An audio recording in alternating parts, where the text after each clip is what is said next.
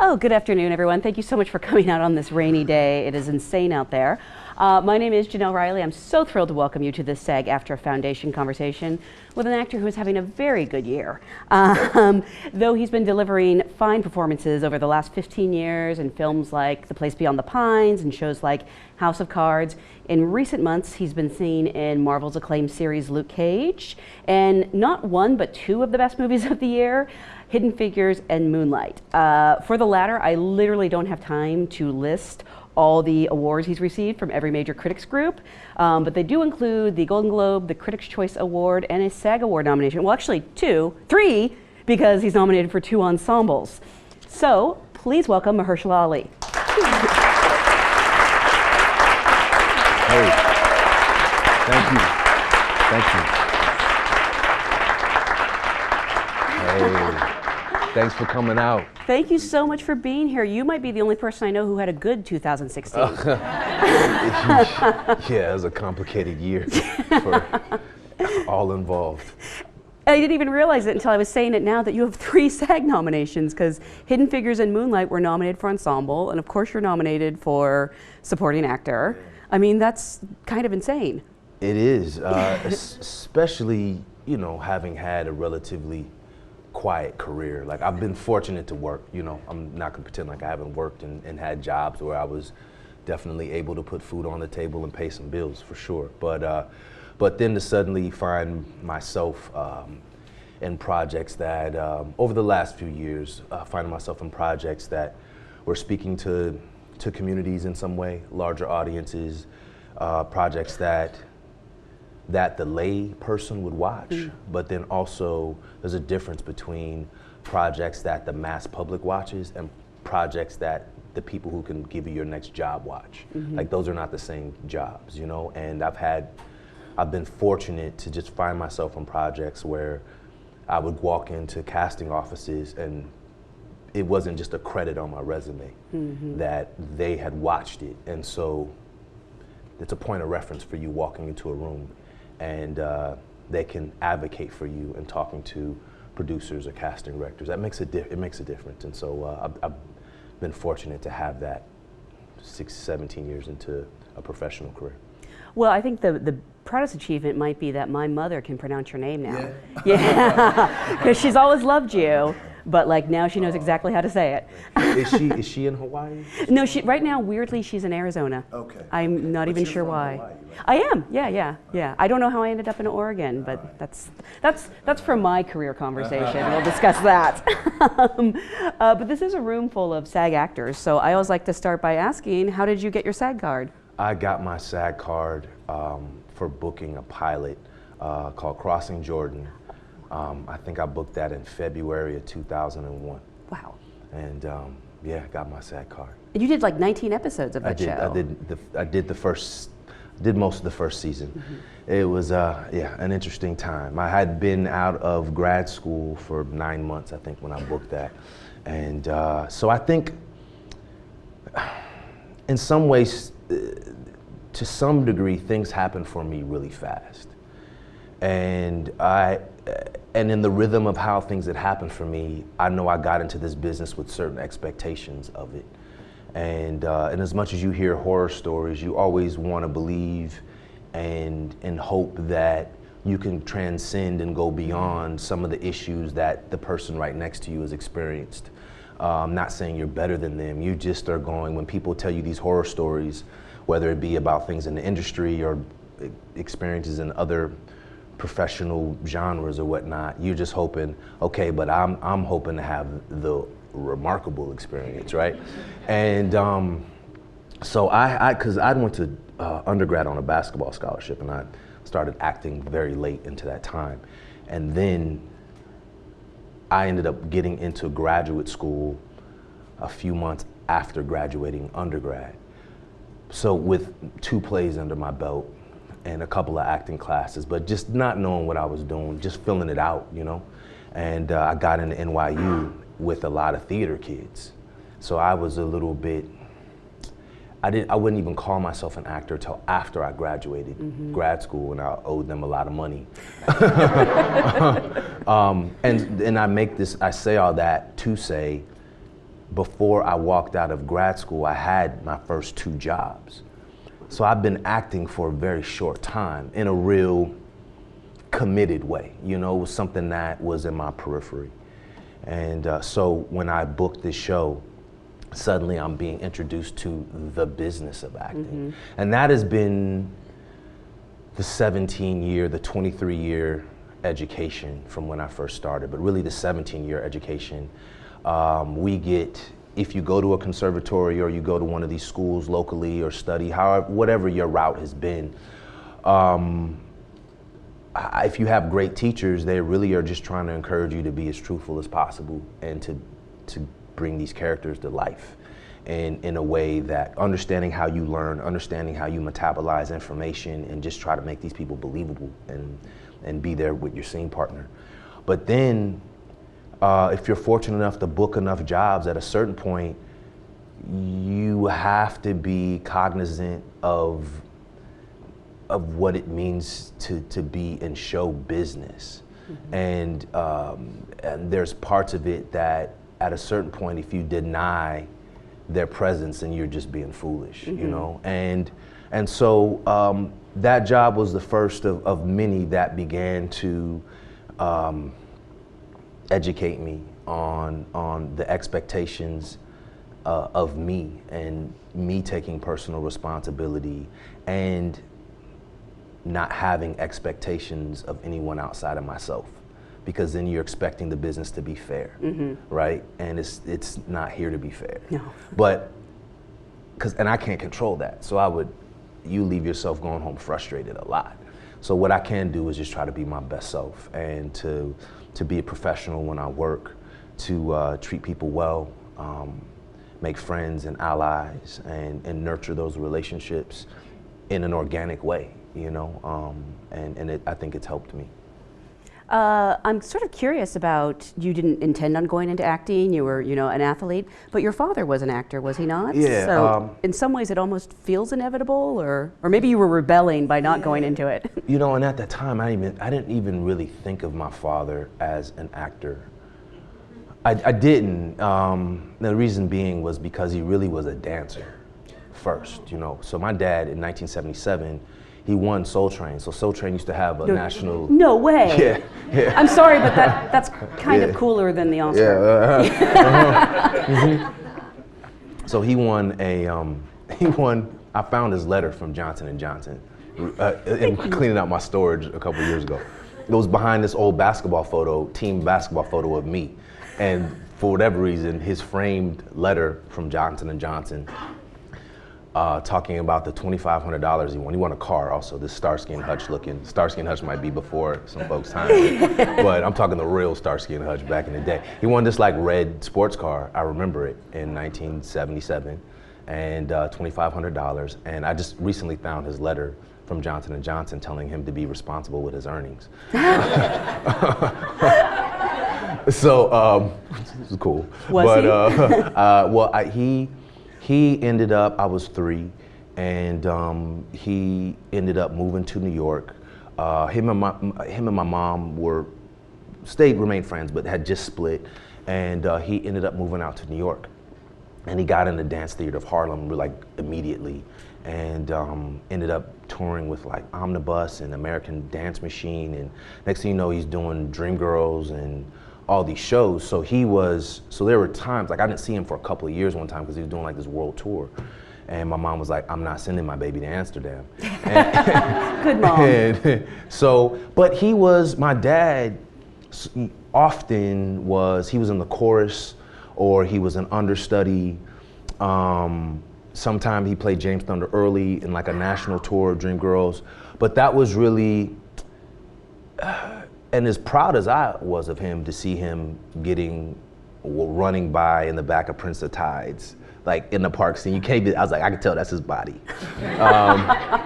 And seeing him get water out the water fountain in Working Girl or whatever, between gigs, you know, just to make money and just keep food on the table. That wasn't him at his fullest self. You know, I found this card in cleaning out my storage that I had for 14 years since I graduated from NYU. Back then it was 14 years.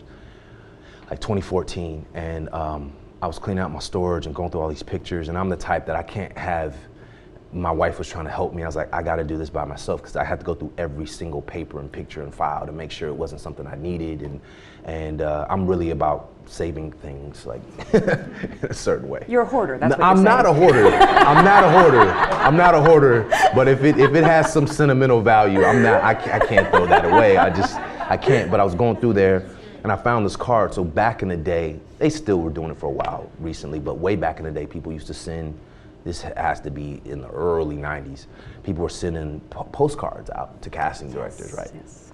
So my dad had, he'd been in the gym, so he born with a pretty good, great body, but he'd been in the gym, so he was feeling himself a bit. And he had taken this picture with his shirt off.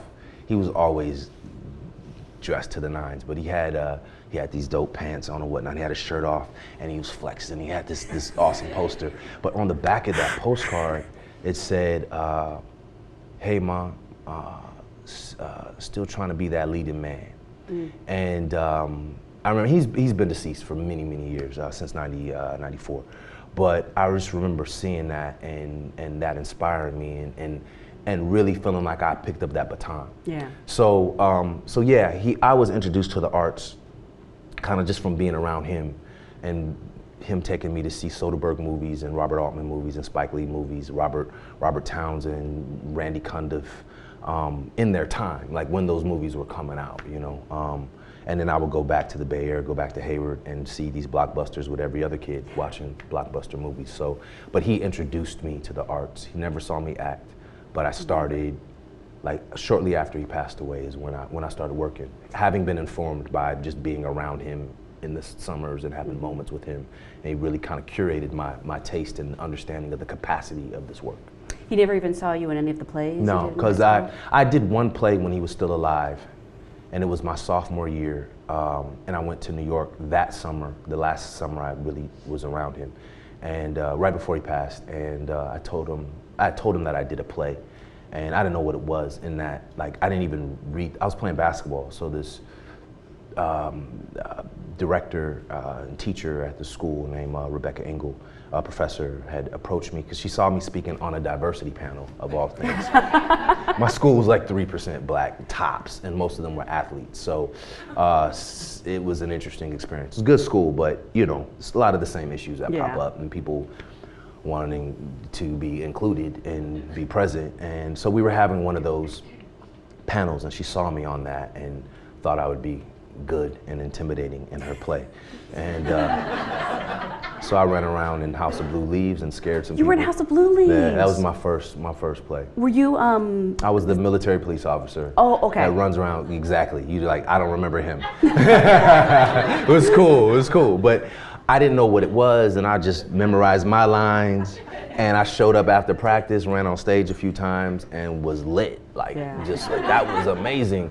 And that was kind of it. And I told my dad, and so when I went back to New York that summer, he would tell all his friends who were all in the business, because they were all, you know, Broadway folks and whatnot. And he would say, yeah, he got the bug, he's got the acting bug. And that's the first time I ever heard it, and I was like, yeah, I got the bug. But then in my mind, I was like, I'm gonna prove to you, I got more than just the bug, though. And I didn't really think a lot of it. And then my next opportunities were like a little acting class here that I really took because I didn't want to take the second semester of Spanish. So I just Spanish or acting? Yeah, let me take the acting class, and I did that. And then the last thing I did in undergrad was Spunk, a George C. Wolfe play, and that was extraordinary, an extraordinary experience because again, I went to a school that was, if it was 3% black, it was probably 96% white, easy. And it was kind of an Abercrombie school, you know, in that way. But it was dope. There were good people, great professors, great teachers. It was a really wonderful community. But to do Spunk at St. Mary's College in 1996 was revolutionary. And we had to go grab a couple people who didn't even go to school to be in it. Really? Yeah, to be in the band and do certain things. So we they kind of cobbled together a play, and it was standing room only for the days it was up, and it was an extraordinary experience. But doing that play is what really set me off. That was the moment. Yeah. That was the superbug. That was the superbug, yeah. And then, did you have to audition to get into NYU, or? I did. So, quickly, like what happened after that was I had an opportunity from California Shakespeare Festival. I was a couple weeks from graduating undergrad. I didn't know what I was doing. My grandmother had always said to me, because I was living with my grandparents from like 16 kind of until, in the summers throughout undergrad and whatnot. And my grandmother was always telling me that I needed to have a plan and 3 options.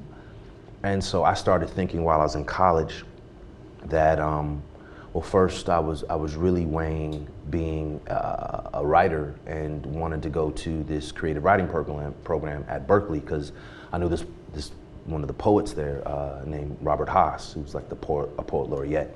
And I was writing a lot back then and kind of thought I was gonna be a writer.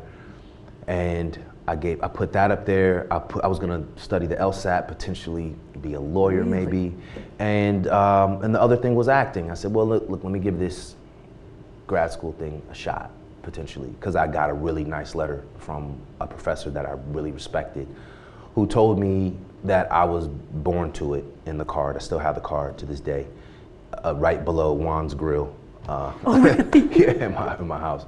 But because of that, kids need those little injections of information and confidence, and need that lighthouse sometime. And I was really grateful for that. So I got into Cal Shakes like the week of me graduating. I had gotten an offer to be an apprentice in that. So I did that, and I had a part in the main stage.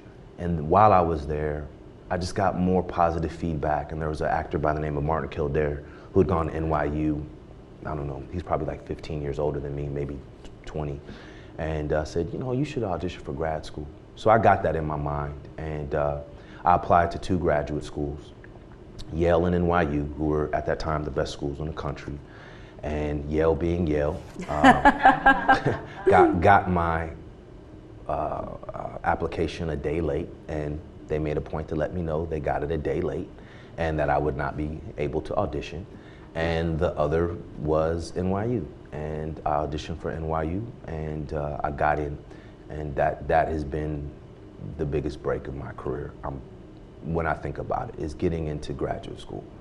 For a period of time, I was trying to place it on jobs, but when we spoke with Asia, even in Asia Naomi King, right? Yeah, and she had said that, and it really quickly reminded me, because I thought that before, but when I went back and gave it some thought, like that right there is a difference. Just having that education and just being around other people, having teachers keep telling you that it's not about you, that it's about these characters, being around people who are more talented than you, that help you come up, and you guys kind of, in a really positive way, challenge each other, not compete, but work with.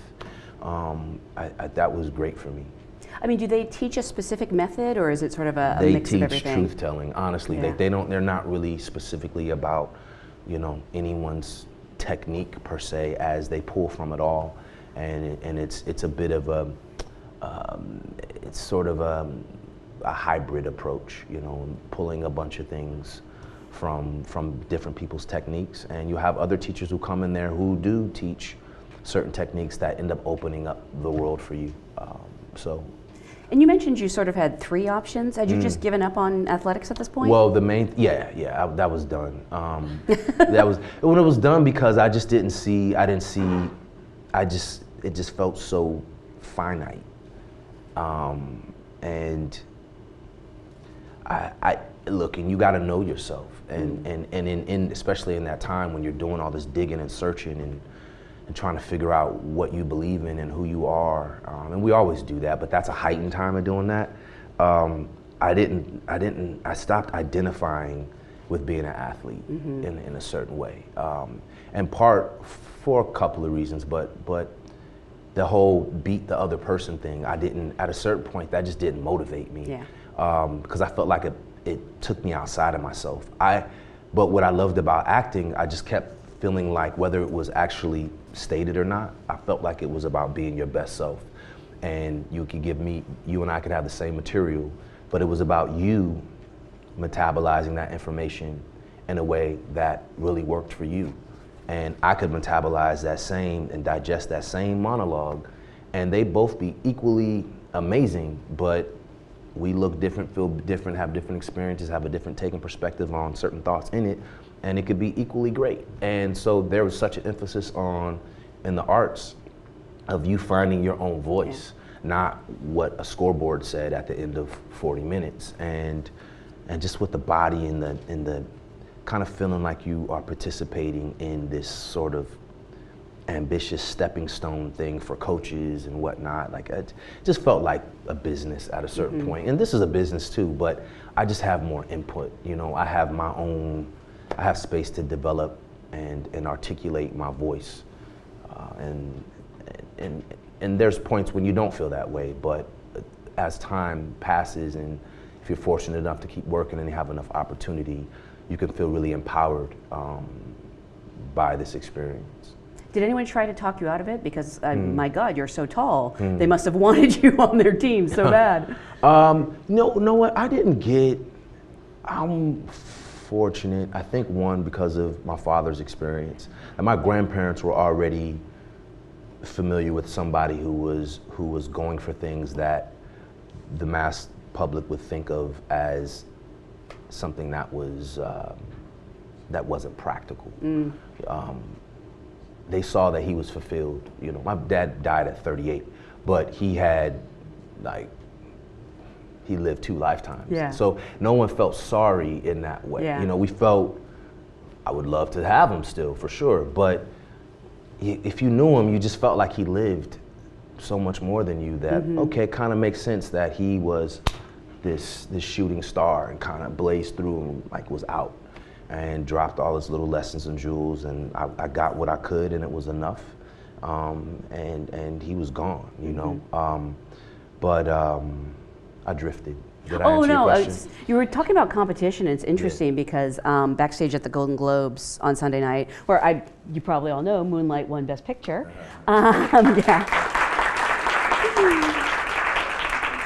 I know someone asked about, all the actors acting against each other, and you made a point of saying, like, well, we never acted against each other. Right. We acted together. Right. I mean, have you always had that spirit of collaboration, or was that something that you was taught at school? Well, and that's where the sports thing comes into play. With your team, you always thought of it as we win together, lose together. And so that was helpful in working on ensembles and being, even after many years, 5th or 6th on a call sheet, and whoever, Kevin Spacey's #1, or you name the actor, Ryan Gosling, or whoever. But so your job is just to do your job when they pass you the ball, and if it ends up being a good project, everybody contributed in some way. Some people just got more minutes than others. So I just kind of looked at it that way always, and really just tried to be a good teammate. But then there's also a point where you just want to be in the game more, and it's great to come in and do your best and make your shots, but you kind of feel like, I feel like I'm kind of been making my shots when I come off the bench. Can I get a little more time? Like, how's that work? and then some people are like, you're a really good, special teams guy. You're like, nah, I want to do more than that. I see more than that for myself, because you gotta be the first to believe.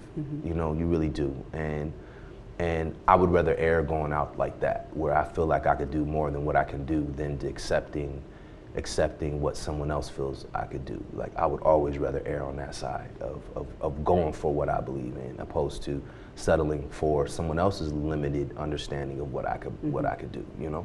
So, and I would always encourage anyone else, if they feel like, I could do that, I'm like, all right, cool, do your thing. Like, what do you gotta do to make that happen?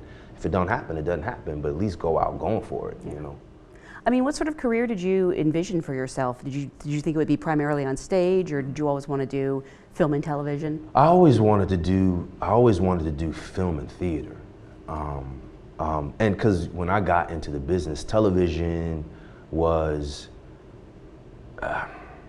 it was a job. Yeah. It wasn't where you could explore. It wasn't where you had, where people were doing great character work. there was 2 or 3 HBO shows. Like Sopranos, I think, was like one of the first shows, you know, but nobody's getting that job. That's a handful of people getting to work at HBO. Everything else was CSI ... You know, it was like when I got, and that's no diss, it's just, they were all procedurals, essentially, you know, and there were a couple of solid serials, but it was where you could pay those grad school loans, you know, and like, let me get in here and like pay these bills and try to do great work. But I really wanted to just do great work, and the films that I loved, the actors that I loved were in either world, and there wasn't a lot of crossover. Now theater, you can't even do theater in New York unless you are famous. Yep. You know, but when I was in school, theater was like, that's where you go and get it. You know, you do your thing, you work it out, and you get better, and you really, you know, you get to work with great directors, and you're tired when you go home, and you improve, and you break down, and that's where it was. But now you gotta be like 30 on IMDb's star meter to get a play. And it's just the nature, it's just what the business is. Now you can work off Broadway, sort of, but even that it's interesting, it's an amoeba, it's always changing, it always is changing, and it's always challenging for you. And that's just the honest to goodness truth. And that's why it really makes it important for you to know why you're doing it. When I say you, for those who maybe can't see, just other actors in this room, that it's really important for you to be connected to it from the standpoint of, I'm just trying to do great work. I'm just trying to get better. Like, I don't think I'm great at all. I just think I've been for 20-something years just trying to get better. And just sometimes people just start noticing you, and you go, all right, cool, I appreciate you noticing. I'm just in work in progress. I'm just trying to improve. And if my next job I get, people pay attention and it sells some tickets, cool, but my job has been the same since I started, and which is just, I'm really focused on just trying to do great work. And sometimes you're able to, with the business of it, go, okay, this project is doing really well, and what I need to do is align myself in a certain way that can set me up to get my next job, which is better, which will be more fulfilling, which will be more challenging, which will require me to put more time and be more focused, but I will have X amount of months to prepare this time. So I'm gonna use that attention in order to get better, you know, and that's how that's how I look at it. Yeah. Being famous is what it is, you know. It means you get to do better work, hopefully, you know, because you just get better opportunities. I'm curious, actually, like if you get stopped on the street, what is it that most people recognize you from?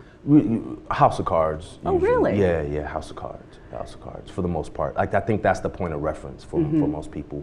But then after that, like, I've had many experiences where people say, man, I loved you on the 4400 or whatever, and, which was like 2004. But it's had a second life because of Netflix and whatnot. So you know, some people know me from back then. I mean, are you good at auditioning? It seems like you must be. You got into New York grad school, and then we're working, you know, fairly quickly. Auditioning is something I'm pretty solid. That's the one thing I'll say I do pretty well. Is no audition. actor ever admits that. I'm no, so glad you say I'm a that. solid I can audition. I can. And I know when I don't do well too, though, and I can tell you why usually, you know. But I can kind of, but I work on my auditions before, meaning everybody works on their auditions, but I have, my thing is usually pretty worked out. I don't go in unless I'm off book, unless I get to work with somebody. And it's just a skill, and you gotta kind of, that's when you have to be a bit of a magician in the moment, because they have to believe in that take that never cuts away from you, that there's somebody walking by and you're talking to them, or the room is got other people in it. So how you wear the environment is the key to auditioning, you know, and you telling them that, yo, I'm really in a submarine, and that's why I'm talking this way, and there's somebody behind me listening, or whatever. That I do pretty good, you know. And when I fail, I fail. Like, you know, I've had some horrible ones, like really terrible ones. Wasn't there one for Game of Thrones? Game of Thrones was terrible. It was so horrible. Why did it go wrong? I'm so mad at that. There's something about a chair, I feel like. Yeah, no, that was horrible. again, man, I'm so mad at that audition still. Like, seriously, no, I feel a kind of way about that one. Because I just don't like not doing my best work. I'm cool with not getting a job. I just don't like not doing my best work. That's annoying to me. So I worked it out. So this character, the merchant, that was like on season 2 or 3 of Game of Thrones. So, you know, you don't know anything also. Like, they don't give you any information other than the sides, and they'll go, he's a merchant. And you just, and just no American accents. I'm just like, okay, cool, he's a merchant. So I do this whole thing, I work it out. And, you know, when you should watch this thing, this TED Talk on power positions. Yes. Have you ever seen that? Yes, like the woman who it. talks about power and getting into your power and whatnot. So I watch stuff like that and try to incorporate that into my work. So I was just thinking about a character who was powerful and how they carry themselves and how they sit and, you know, take their time responding to you and whatnot. And so I'd worked this whole thing out because I didn't have a lot of information. So I had to cheat essentially and just wear his power in my body and use the dialogue to push the story along. So I have all this worked out, and then I go into the offices, and they're such they're interesting offices. Like, you feel like, someone had said this to me a long time ago, in the HBO offices, they feel like what the inside of an iPod would look like. It's just, it's a little bit Gothica or something. And there's like a little bit of, I'm sure it's my own thing, but I could pick up on other actors there. There's a different degree of tension there that people are wearing because it's not on TV. themselves. It's something about HBO, you know? And so you just don't feel as empowered there for some reason sometime. And you know, maybe that's something I just gotta personally shake off.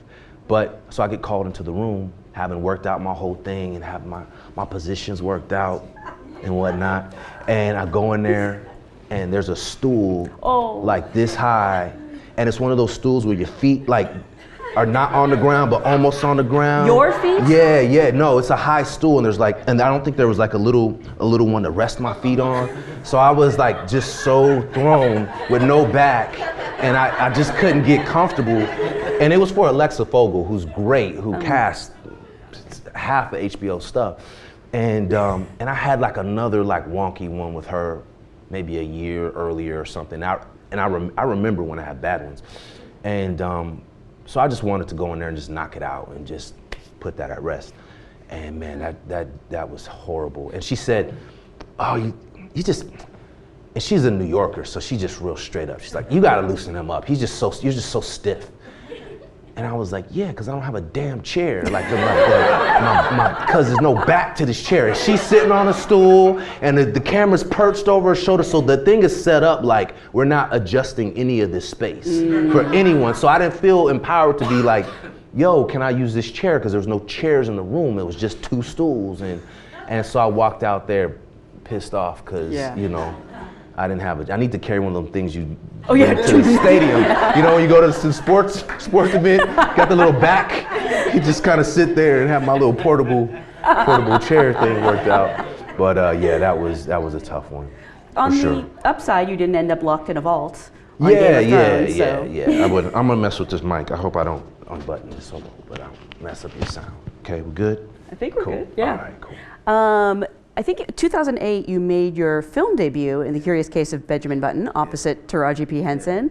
For David Fincher, I mean, that's a pretty great gig, but for your first movie role, do you even remember the process? Yeah, the process for that was, so I was on the 4400 at that time, and my lawyer did something, my former lawyer did something really, no, it's cool, it's cool, he's great. No, but I just mean, like, I'm not working with him now, I have a different, I thought this was going to be the story of how he became the former lawyer. I have a different team, but many years back, this is like 13 years ago, so we did, USA didn't know what they had, and they weren't doing these sci-fi dramas with these dramas with sci-fi backdrops then. You gotta think, this is like around the time Lost is emerging, and it was before Heroes, because Heroes kind of took some cues from 4400, and they just were able to blow it up and do it on a major network. So 4400 was this quiet hit, and it ended up being it ended up getting nominated for an Emmy and all this other stuff. So it was like a little quiet success. But my lawyer somehow negotiated a 3-year deal.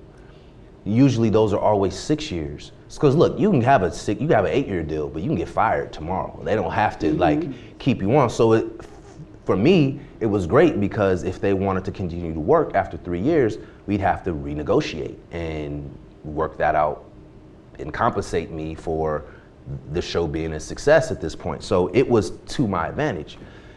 But after doing 3 years of the show, I don't know if people were really aware that my deal, like that's a minutia detail, you know?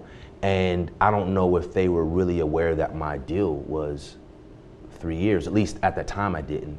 And then I realized that a episode came up and there was this vision of my character dying. I was like, ooh, they about to kill me off. Or just show that if the negotiations don't go well, there's this dream of you dying. Yeah. And these are people who have abilities. So in this little dream, it can come to reality unless you agree to these terms. Wow. So I had gone and I was living in the Bay Area at that time. I was living in Berkeley. And because I'm from the Bay and I'd always wanted to just have that experience. And so I was commuting from Vancouver to the Bay, working on 4400 really. And I taped my audition for The Curious Case of Benjamin Button, burned that joint on DVD, FedExed it, and David Fincher watched it, Lorraine Mayfield had cast it, went back to Vancouver, got a call from my agent at the time, and was like, yeah, they want to bring you in. So I fly in, it was like a weekend, and nobody is in his office. It's dark, and there's no cars out there. I'm thinking, is this closed or what? They let me in this gate, and I go in and I sit down. I'm with like David and Lorraine Mayfield, and we just talked. And he was talking to me like, yeah, you know, let me go take you downstairs and show you a few things we're doing with the movie. I'm like, this man is talking to me like I got this job. Like, don't trick me, man. I need to, like, don't ever fall into that. When they start trying to like chop it up and like, tell me about your family and all that, you better stay focused because you will be geeked and have a great time and talk to them and tell them all about your life, and then they'll go, okay, let's read these sides now, and you will not be prepared. Like, believe me, like, you gotta, there has to be a sort of a duality there where you're talking to them, but you're going, all right, I gotta hit these beats. Let me be focused, let me breathe, in case they really wanna read this. I'm glad they like me. So I did it, and I go back to Vancouver, and now we're shooting this scene where I die. And I've been working with these people for 3 years, and we loved each other. You know, you work on these sets, they're really intimate. You work 13, 14 hours a day. This crew don't see that. They see you more than they see their families. And you all really connected, especially if you know how to treat each other. You speak to each other like human beings. And so we were all real cool with each other. But we're about to shoot this scene where I die. And I could tell the vibe was real, it was real wonky. It was weird. And people would like kind of say, hey Mahershala, how you doing? Good to see you, man. And no eye contact. So then I felt the kind of way about it. I'm trying to be like, you know, I'm cool. Yeah, no, it's all good, man. You know, it's cool. But I was like pissed. So I go back to my trailer, and it's one of those things where my scene is not up for a couple more scenes. So I got my makeup and all that stuff done, and I decided to walk off the lot because there was this strip mall literally right next to the lot in Vancouver. And I'm walking over there like, oh man, damn, I'm about to die on this show. And then my phone rings, and it's my old agent, and she says, hey, Mahershala, how you doing? I was like, I'm good. She goes, you booked it. I was like, what? She goes, yeah, you got Curious Case of Benjamin Button. It was like my first feature, and I was so juiced. I was so excited. I went back doing the George Jefferson stuff. Like, I was ready to die, boy. Yeah. Boy, yeah.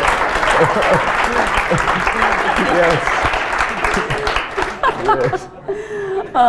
Obviously, you share scenes with the great Taraji P. Henson in that movie, great. who then, you know, a few years later, you just worked with in Hidden Figures. Yeah. I mean, is it fun to sort of look where you guys were then and look where you are now? It's been such a joy for me to watch Taraji. I remember when we were doing The Curious Case of Benjamin Button. We started that in 2006. It came out in Christmas 2008, but we started shooting that, we started testing on that in August of 2006 and filming September, October 2006. So you're going back 10 and a half years, you know, when that whole process started.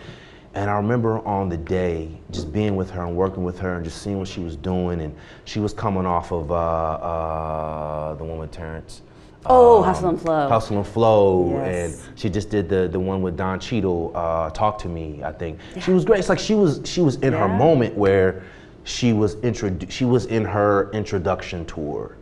And I said, yo, you're gonna get nominated.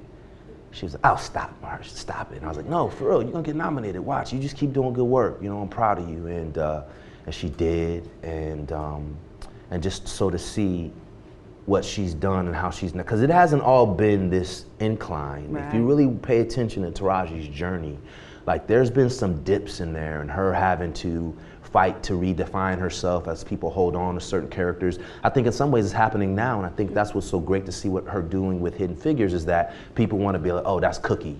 And you know, she's more than that. And so just as a friend and an ally and somebody I really appreciate and admire, it's really great to see her expand and continue to lay it down. And she's at that point where she's done it a couple times, it just hasn't worked out. If she's like, yo, I want Mahershala for this, they will call me. Wow. Like that's happened, and yo, that doesn't happen easy. To get to that place, that's amazing to be at, and I'm not at that place. She is, and hats off to her because she's earned it, and she owns it, and it's a very difficult thing to do and to manage. She's being pulled in a lot of different directions, and she's really focused, and it's inspiring. Did she suggest you for Hidden Figures or have anything to do? I think so, yeah. You're kidding. Yeah, I think she's the reason why they came to me for that. Well, your chemistry is insane in that movie. I mean, I don't blame them. Another movie you did shortly thereafter that it's just one of my favorite movies is The Place Beyond the Pines. Yeah. And is that when you changed your name? Yeah. So Mahershala is my nickname. Sorry. Yeah. No, it is funny. That is my nickname. My full name is Mahershala Ali, and it's 18 letters, longest word in the Bible. My mom had a dream about my name, and she still has very vivid, clear dreams. Like sometimes she'll call me and drop a little info on me, and I will be like, how did she know that? That's crazy. I kid you not, like, yo, watch out, or just be conscious, or how you doing? So I always kind of feel a little nude when I talk to her, because somehow she'll get a little bit of something somewhere kind of psychically in some way that goes beyond my understanding, but I appreciate it. So my mom named me Mahershala Ali.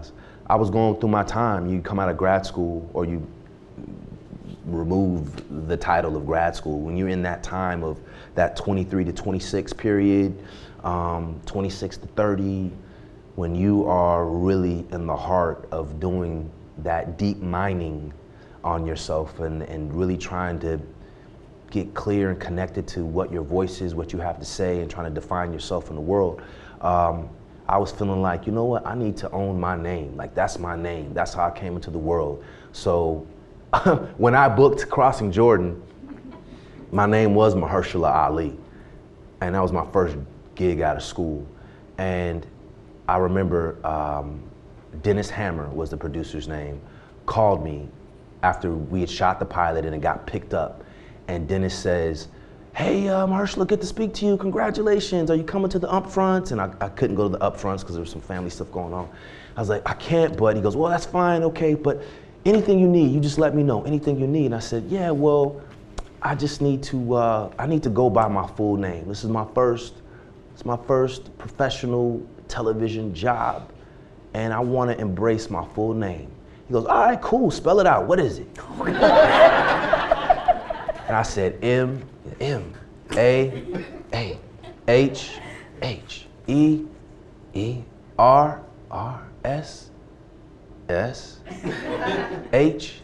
okay, H, so just Mahershala, A-A-L-L-A, A, okay, L, Oh, there's another L. L. H-A. This is one word? Yes. S-H. Okay, B. Okay, B. A. Z. That's it? Yes, that's it. I don't think that'll fit. And I was like, there it is. And so for 11 years, you would see Mahershala Ali pop up. And I was doing The Place Beyond the Pines.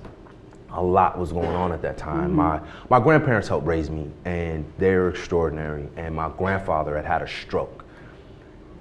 So I was living in the Bay at that time, and these are my dad's parents. My dad is deceased, and I'm really extraordinarily close to my grandparents.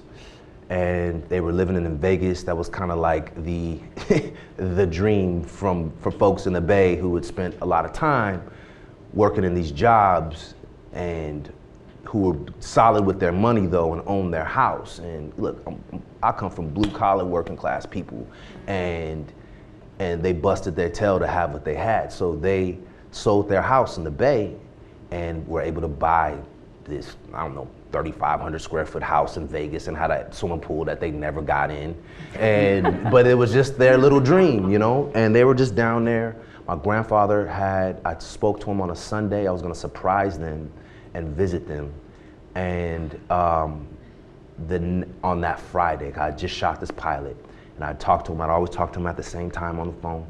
I called him, and the next day my grandfather has a stroke. He was bowling.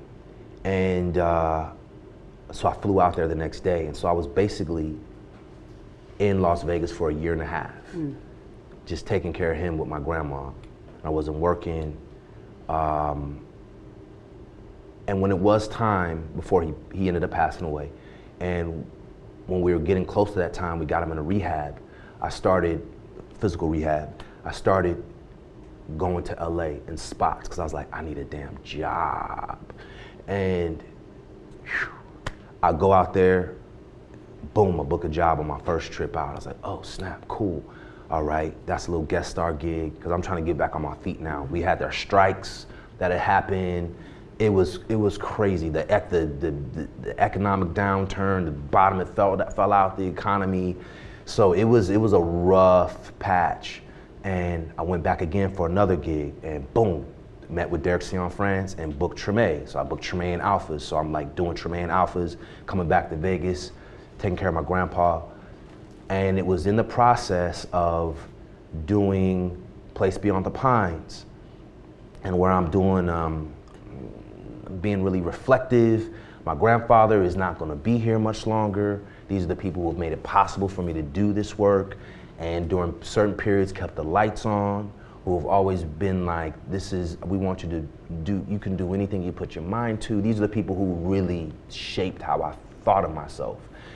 And knowing my grandfather was about to go, and I had this opportunity, was doing Place Beyond the Pines, and I got this call that said that, listen, they're not gonna be able to, I forget what it's called, but there's the posters, then at the bottom of the poster it tells you the production credits, starring so and so and so and so, and that's what they use. Anytime they write about it, they kind of pull from there, and starring Ryan Gosling, Eva Mendes, Bradley Cooper, blah, blah, blah. If your name is not on there, you probably are not gonna get mentioned in any of those articles. And for someone being where I'm at, that means something. And I'd had this dream where I'd shortened my name. And I was totally content going by Mahershala Ali. Never bothered me, no one ever told me to change it. But I had this dream, and it was vivid, it was so clear that I was trying to figure out if I should change my name back to Mahershala, or go by Mahershala, because Mahershala Hashbaz is the correct break. And I woke up like, I'm not changing my name. Why am I having this dream? And then I got a call shortly thereafter that said, they want to make your name M. Ali for this poster, or you're not really gonna be on it. And it got me to thinking just about where I was at and the experience that I've had, feeling like I had outgrown the suit that I was in. And going, you know, I have to be honest. My family doesn't call me Mahershala Hashbaz. My friends don't call me Mahershala Hashbaz. Derek Sion France calls me Mahershala Hashbaz, but that's about it. Nobody else does. I don't want to limit my experience as an actor and not have a fulfilling experience because of a few syllables. It's just not worth it to me. For someone else that might be, and they might be like, oh, you've changed yourself to have a, that's not my relationship to that. My relationship at this point was I did what I needed, I said what I needed to say, I own that time, but now I need something else in my life because this is not bring this to life in its 2 scenes. That, for me, how much time I've done doing that, it's not enough at this point. And I needed to make people need to be able to say, to be up here, people have to have a chance at saying your name. It isn't gonna happen, you know, to me. I could be wrong. I hope someone proves me wrong. I look forward to that.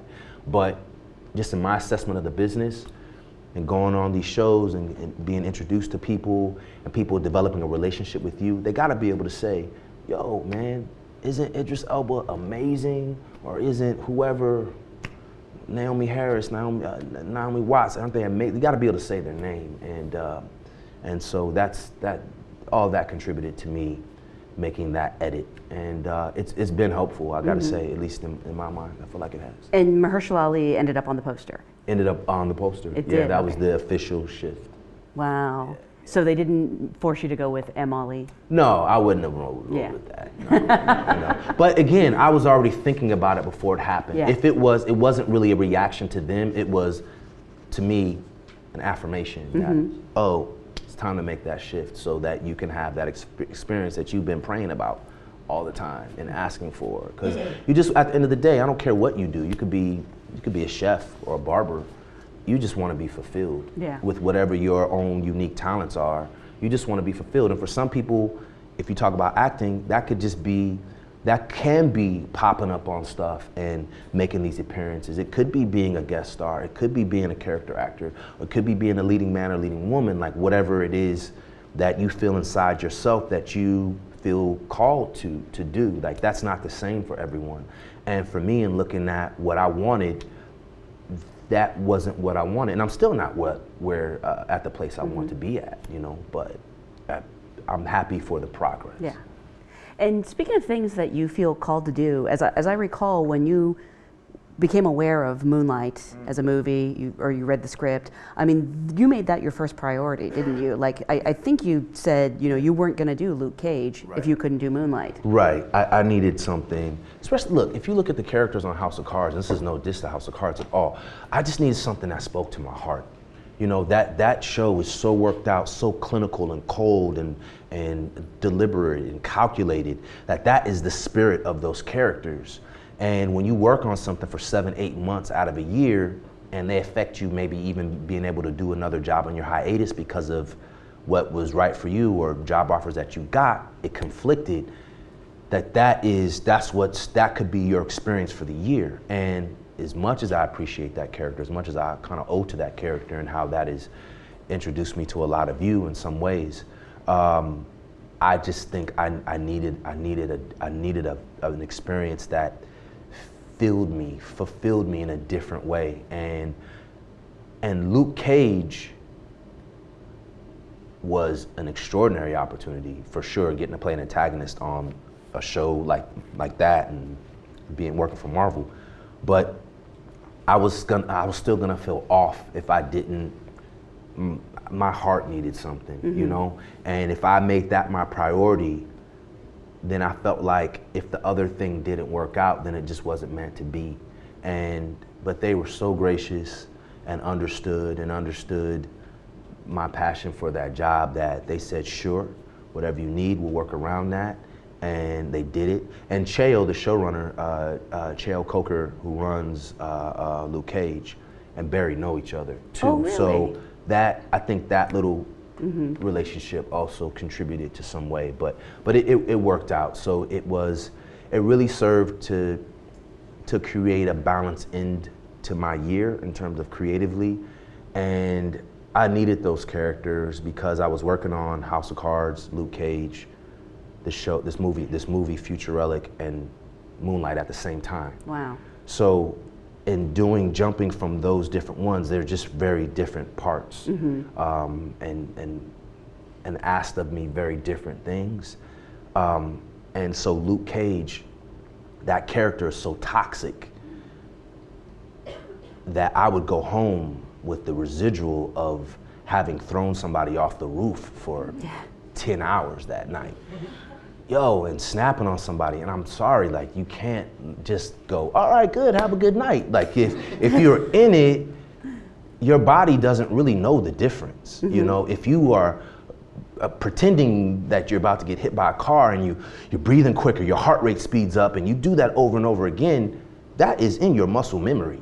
So you go home having almost got hit by a car 17 times, or thrown somebody off the roof 33 times. And you feel a little crazy at night, and your wife is like, why is he kind of like about to snap over there being no rolls? And, and I don't mean like movie rolls, I mean like bread rolls. Like, yo, he didn't say save it. So, and I apologize, because I just was like, I just was not fun to be around during that period, because there's just a residual and it takes a second to shake it.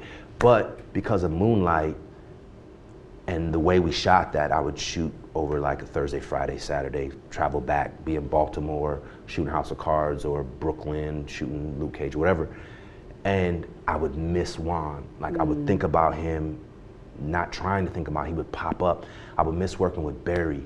You know those people who you creatively fall in love with, who you just like, oh man, that dude or she just, when they give you life in a certain way, when you get to work and you just can't sleep at night because you just are so geeked about what happened that day and the sparks that flew, and it's bigger. It's not about you because it's bigger than you, and you can only do that with the other people, from craft services to the people shooting, and I was having that experience with Barry and with Alex Hibbert, the little boy, like over and over again. So I would go back to New York in pain because I missed being in Miami and working with them, but juiced obviously to be with Mike Coulter's crazy self. Yeah. I love Mike. Working with Mike and all those guys at Marvel.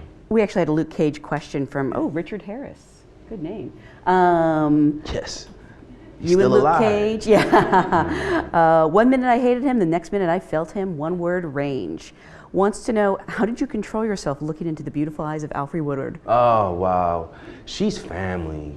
There's those people who just instantaneously feel like family. And she's somebody who I've had a connection with, sort of just like one of those satellites in the business that you kind of keep an eye on. You see her at an event or two, you go, oh man, I love her work. And I met her a couple times, and then finally we got to work together, and just in seeing each other for the first time in connection with Luke Cage, she was ready to go. She was excited, and she has something that I see in the women more than men, which connects, I think, to ambition and all this other stuff. But she has an energy for the work that is very young still, that is open, and she's real curious still and wants to kind of see how you're doing something, and then boom, she plays off of it and throws her little thing.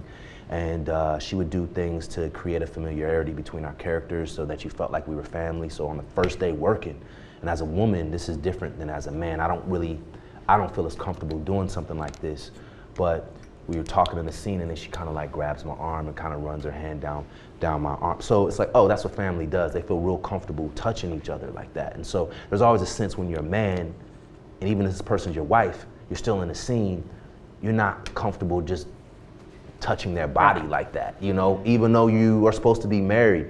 So it helps when there's other actors who kind of have a more leverage, be it their status as an actor or be it gender that comes into play, where it's like, yo, it's cool. And that created another layer for those characters just from the touch, and you don't even think about it. You're just like, oh yeah, they're cousins. You know, it's because she did little things like that. But she was amazing to work with. And it must be interesting, you know, spending part of your week working with someone as accomplished as Alfre Woodard, and then going back to Moonlight, where you're working with the amazing Janelle Monáe in her film debut, and someone so young as Alex Hibbert. And Naomi Harris. Well, but she's experienced. Yes. Yes. I mean, what was it like? Yeah, I see where you're going. Yeah, wow. it's just amazing getting to meet people at different places. What I love about Jenelle is, here it is, you guys have this experience, I know, when you're going in for something and you know you're right for that part. But then performer so-and-so from some other world gets that job. You're like, man, that, you know, because I've had that growing up. And here's what I would say about Janelle Monáe that I love so much. And I've told her this. I said, you know, you're gonna have opportunities at being a figure from another world, walking into a set, walking into a casting office with fame and an audience. And that's going to be attractive to people who cast you and things. So the responsibility in that is not for anyone to begrudge you of the opportunity or be mad because you got a chance, but just take advantage of it. Like, take advantage of it and train and learn and study and be hungry and get better. She walked on that set so humble, so happy to be there, so curious, so just feeling so blessed to have it that you're like, I gotta help, how can I help? And she was really relaxed. At a certain point, she got really relaxed after Barry was like, there's no mistakes. There's just different ways of doing stuff. And she really dropped in and was really amazing to work with. And to see her growth from that experience to Hidden Figures is like, my jaw dropped when I saw the screening, because she really pops in that movie in a way where I'm so glad. I know she works hard, believe me. Between takes, she's over there with Aldis, working on some scene they're shooting a week from now, and just like going over and trying to figure it out. And I really respect that for somebody who had that come to her the way that she has because of work she's done in another arena. But she's a special person and a really special talent. So it was great working with her. And what we did was we built a home. We built we had the task of creating a safe place for this young man, and that was beautiful to do with her. And working with Alex is somebody who was in a drama program in Miami, but he's just in a school. But he's one of those people who, at 10 years old when we were working, if you saw this young man like take notes, or how professional he was and how in the moment he was, I just looked at him, I was like, this kid is a born actor. He is, and he has that thing where, and I'm all about education and training and all that, even if you don't go to one of the grad schools, but just being in classes and learning. I would be in class tomorrow if I had the time, like I really would. But this kid has something you can't teach, like he just does. And so when I was across from him, I kept going, oh, dude, you got to do less, man. You're like acting. He is not acting. He is like being. And it was pressure, you know, to be that. He intimidated you. Not intimidating.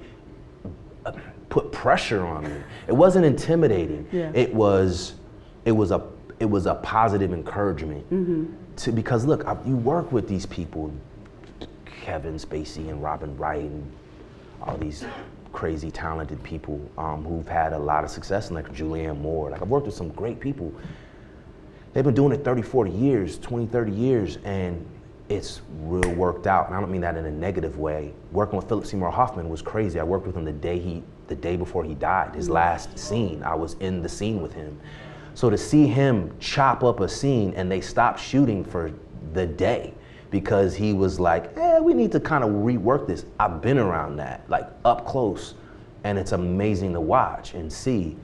But to be around a kid who does not understand marketing, he don't understand publicists and talent agents, none of that. He don't understand hits on Twitter and none of that. I don't even understand it, but he doesn't understand it.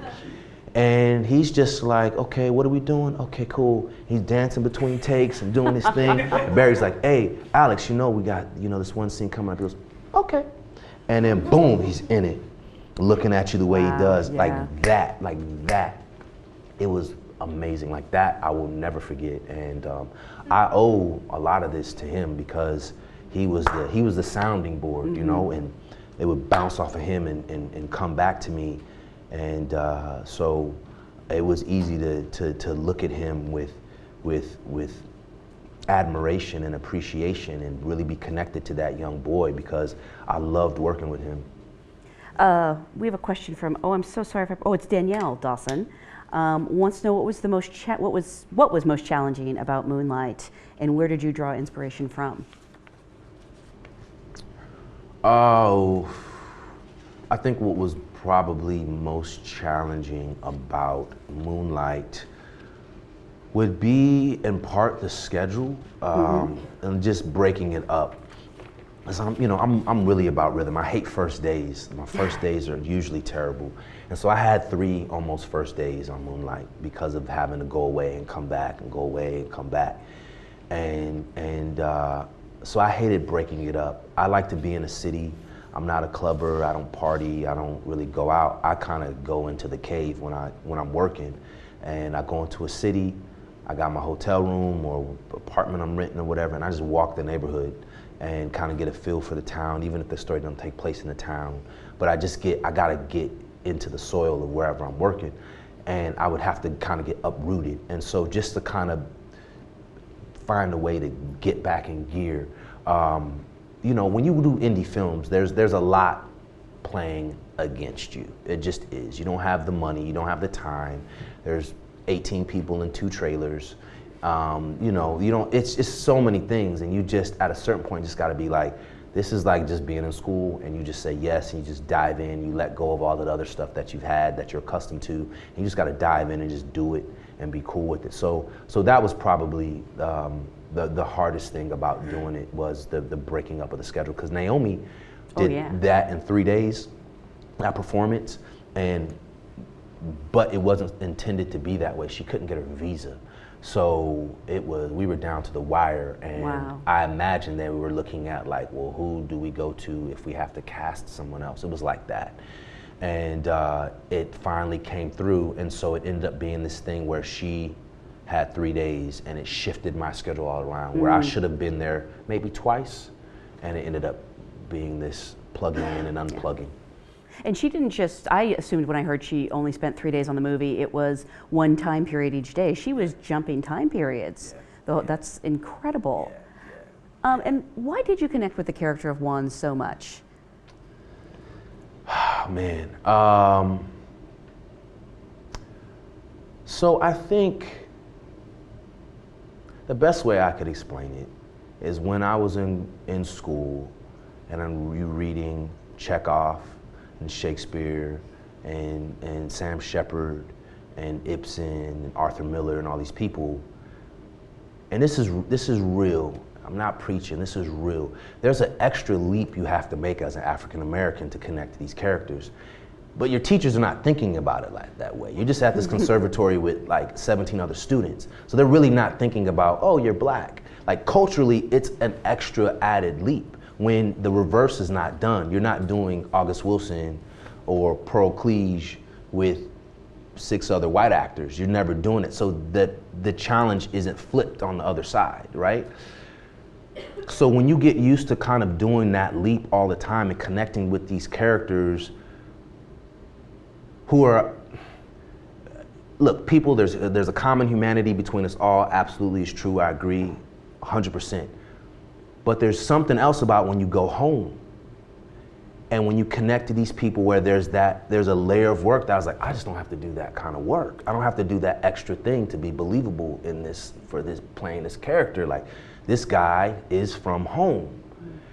And so I can focus on this other work I want to do with this character than just trying to be play Sir Peter Teasel in A School for Scandal, who's this 70-year-old British dude, and I played him. And so having never had that experience of playing a guy that felt like he was a cousin in Oakland, or one of these brothers I grew up with who was about to be a superstar and went to prison for armed robbery, or like I knew dudes, like these are guys I grew up with who were also good fathers, or loved their kids, who were more than their mistakes. And so to get to advocate for a guy who I believe probably didn't have the same opportunities as people who grow up in these middle class, middle income, two-parent homes, and often people come from broken homes all the time, but there are people who really come from disenfranchised communities who have a couple of options. I know in Oakland right now, there are like 70% of them kids are like dropping out. What are they doing then? And why are they dropping out? And school is it's basically crowd control. You know, when you're in there with 50 other kids and there's behavioral issues, who's learning anything? So you end up in the system very quickly, really naturally. I've had situations where I'm walking around with a master's degree on the street in Berkeley and cops rolling up on me going, let me see your ID. A couple of years ago, said you fit the description of a pimp. Kid you not. And this is real. I get pulled over. The first question I'm asked is, are you on probation? No. All right, your windows are tinted, get that fixed. That's a normal experience for me with an education who is not trying to wild out. So if you're from the hood, if you're one of these brothers just walking around, maybe you got a little something on you, a little joint or something, and he's like messing around, like that can turn into a life or death situation.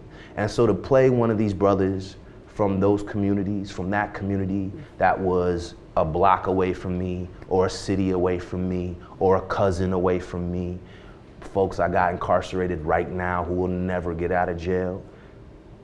I've never seen that character written in a multifaceted way like that, in a multidimensional way. So that was more interesting to me than anything else I've ever read, because I'm like, whoa, this is an art film? And it's with black people? And what? I know this dude well enough to start, not to do a great job from just what I knew, but well enough to go, I gotta end on this guy, and let me start from right here, and was just so appreciative that he came into being, you know. And audiences have been so appreciative. I mean, I'm not surprised by the critical success of the film, but I know I have seen how people react to it and how they react to you. And that must be, you know, a really nice award in and of itself. Yeah. But I imagine, you know, the one thing we always hear, which is a compliment and also kind of funny, is like, we wanted you in the movie more. We were so sad when you left. Yeah. But it's such a testament to the character of Juan that he haunts the film. Yeah, that was one of the more interesting things to experience while I was shooting it, because I was like, oh man, I wish I got to do more, like be in this more, not from the standpoint of being selfish, but just I love being in his bones and his body, you know. It was, and there's 15 minutes of stuff probably of scenes with Little and Juan or Teresa and Juan that just didn't make the film.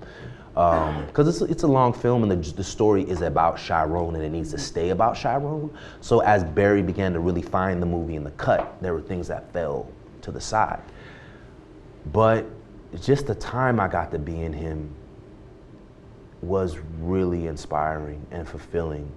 And I've had several experiences where I wished I was in something more, but never have I felt like it was necessary to not being something any more than what I was than in this example, because of the opportunity and the potential, because everyone probably doesn't feel that, but the potential of some people to turn around in the second and third act and be like, well, what happened to Juan? Mm-hmm. You know, that the ones that hits in that way and it makes them feel that loss, then he gets to be a little bit of a ghost for the story. And that's what young people feel when you grow up in these environments and you're with somebody one day, your uncle so-and-so who you love, and then the next thing you know, he's snatched up and he's in prison for 15 years.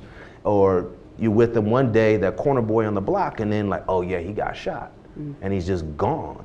So when you have a mentor like Chiron, and he's killed, and then to share something with you. So I didn't know Juan was based on a real person. Oh really? I didn't know that either. Terrell Alvin McCraney had shared with me that that essentially Juan was named was Blue. So that's in Moonlight, black boys look blue. And so as they got close, and as, you know, Blue has taught him how to ride a bike, basically that's his stepfather, essentially, is his brother's dad. And he got shot and killed right before his brother was born. And so I didn't learn that out. We were sharing the film at the London Film Festival, and he shared that with me. But so there's just all these little nuggets that have come out that just make that experience mean that much more to me, and just being honored that he entrusted me with that part, and I had an opportunity just to bring that character to life and connect with them for whether it was, I don't know, 20 minutes of screen time or an hour of it, whatever. I'm just really grateful I had an opportunity to be and fill those shoes. We are almost out of time, so I just want to end on this question from Taylor Cloys. Did I pronounce that right? Oh, it's a woman. I'm sorry, I assumed Taylor was a man. I thought it was a woman, Taylor, if that means anything. Well, no, I'm not going to read it. I'm just kidding. You're at a point where your work is not only speaking for itself, it's singing. At this point, how will you move forward in the roles that the work you choose to make? Has character always been the first draw, or does story have a ripple effect on how will Echo in the World draw you in more? It's basically a much more eloquent way than I have of asking what's up next. I would really work to do both. I never wanted to be a character actor. I wanted to be, as a kid, I wanted to be Denzel, Like, not saying that Denzel is not a character actor, but Denzel is a leading man, right? And then at times he really goes in and, like, if you see Hurricane or Malcolm X, and there's time when Training Day where he really clearly does character work, and then there's other times when he's just a friggin' man and carrying that story, and that's what it was for me growing up.